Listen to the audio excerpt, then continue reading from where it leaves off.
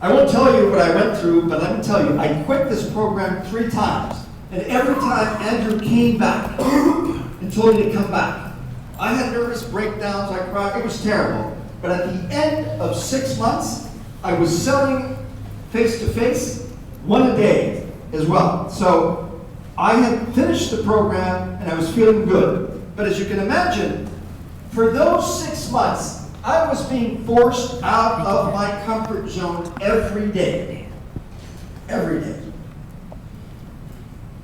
I joined Andrew, and let me tell you, New York City is not an easy place to do sales. I joined his company, and within 2 weeks, I was the best salesman he had. I could sell anything to anyone.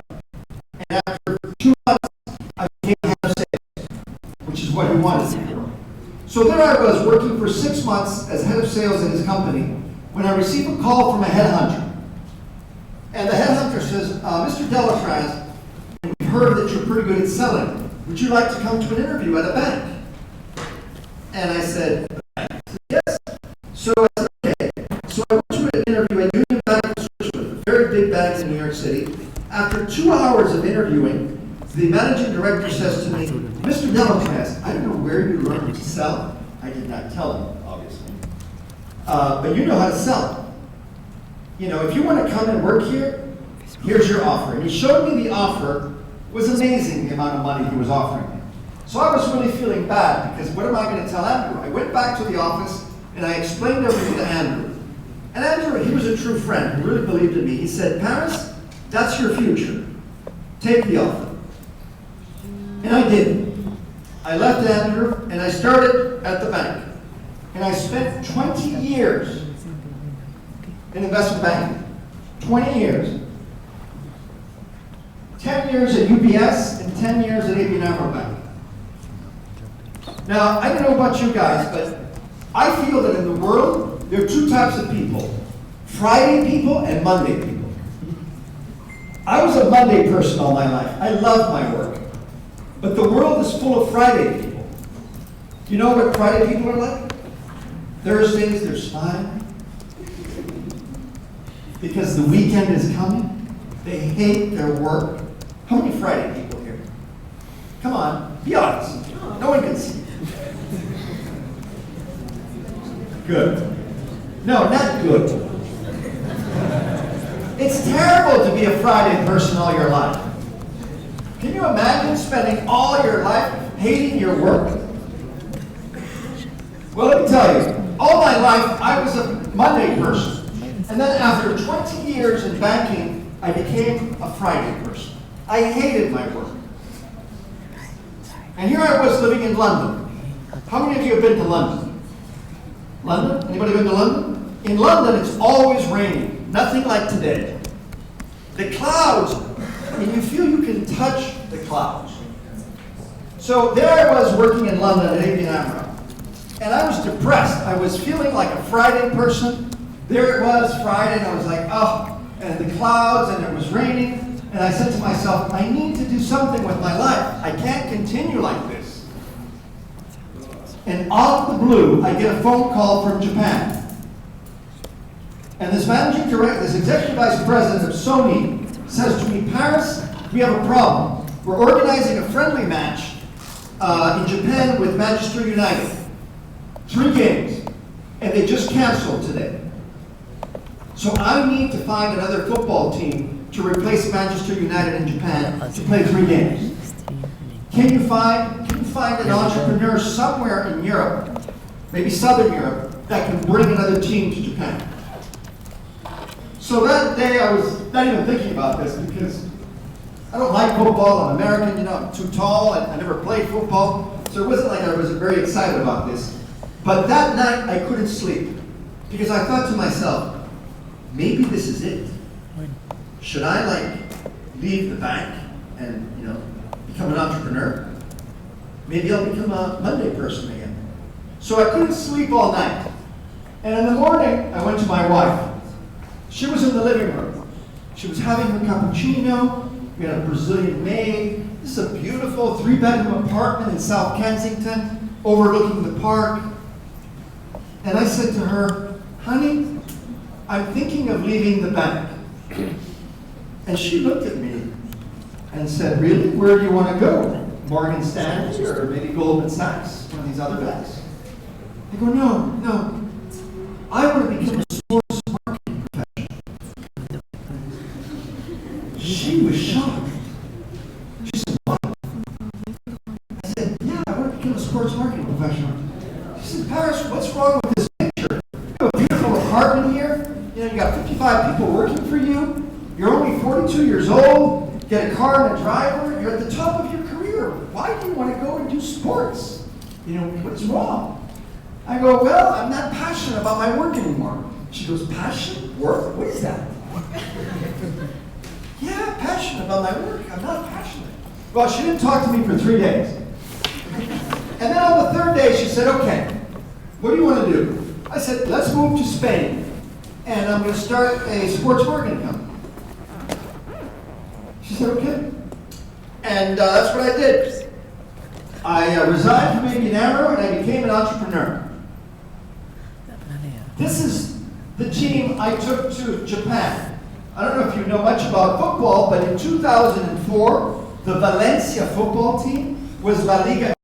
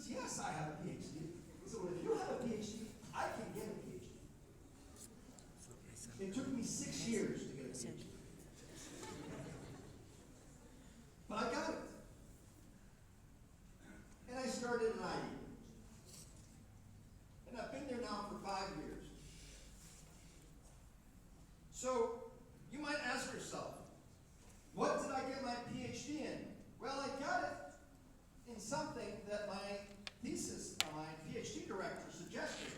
He said, Paris, why don't you study the relationship of people with uncertainty? Because you live that. And sure enough, I decided to study what I call quants. Okay? So think about this. Quants are people that don't like leaving their professional comfort zone. Quants are people that struggle with uncertainty and ambiguity. Quants are usually mathematically minded. They are obsessed with objectivity. They believe that more information means more certainty. They exhibit a fairly closed mind. And they struggle in negotiating and communicating well. So as you can see, the world is full of quants, right? Most of you here are quants. It's true, especially in this school. I mean, an engineering school. How many of you are engineers? Yes, this room is full. Now, I studied quants in 22 companies.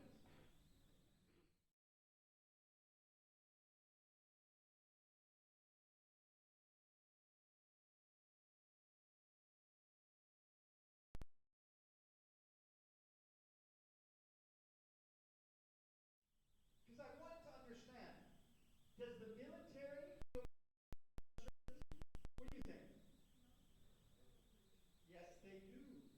What is more uncertain than being in the front line? I thought that they weren't comfortable with uncertainty, but when I went to West Point and I studied them, they are taught to become comfortable with uncertainty. So ask yourself, are you comfortable with uncertainty professionally?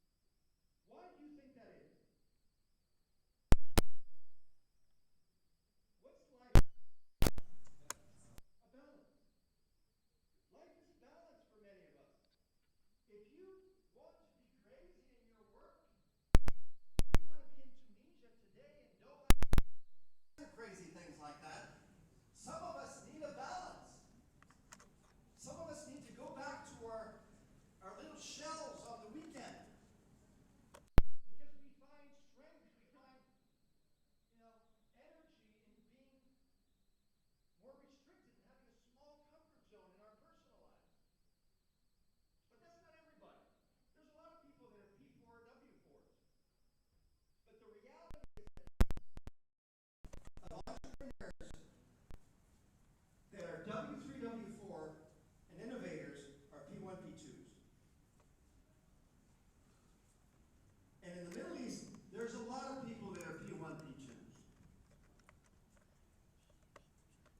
There's nothing wrong with that. It's a good thing.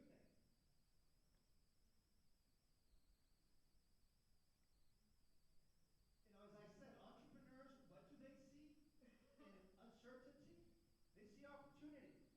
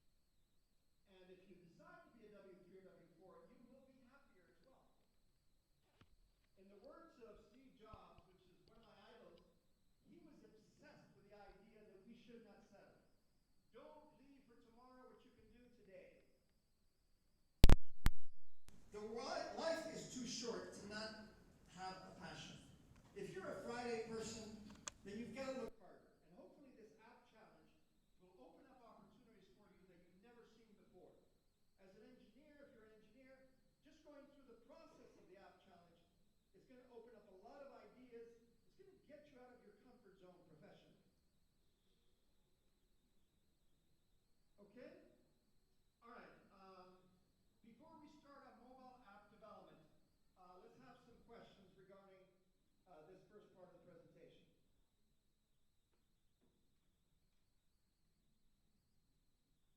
Any questions?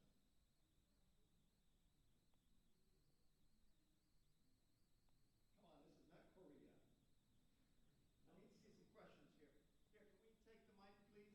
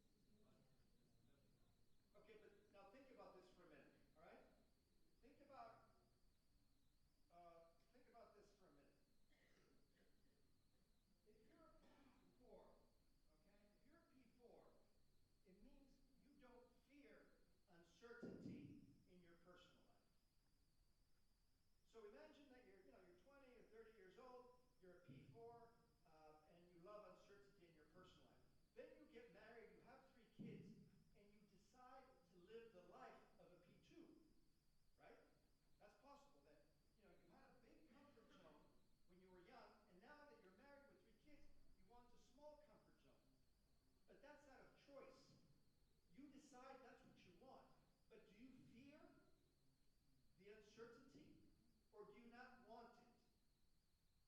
I was always under the impression that once you're a P4, you cannot go back. You can go back to, at a choice to live the life of a P2, but you can't fear anymore. And she said to me, no, I fear it now. Because I've been used to now living a P2 life for the last 7 years. I now fear the uncertainty, so I am a P2. You think that's possible? So one of the things I'd like to ask you, we're going to be doing a book, okay, and hopefully will come out next spring. And it's going to be called The Comfort Zone.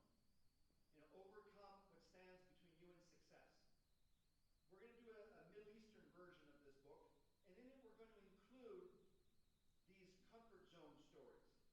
So if you have a personal story that you would like to share, without your name, you know, this will be anonymous, but we're collecting stories from every country in the Middle East, and now we have about 2 or 3 from each country. If you have a personal story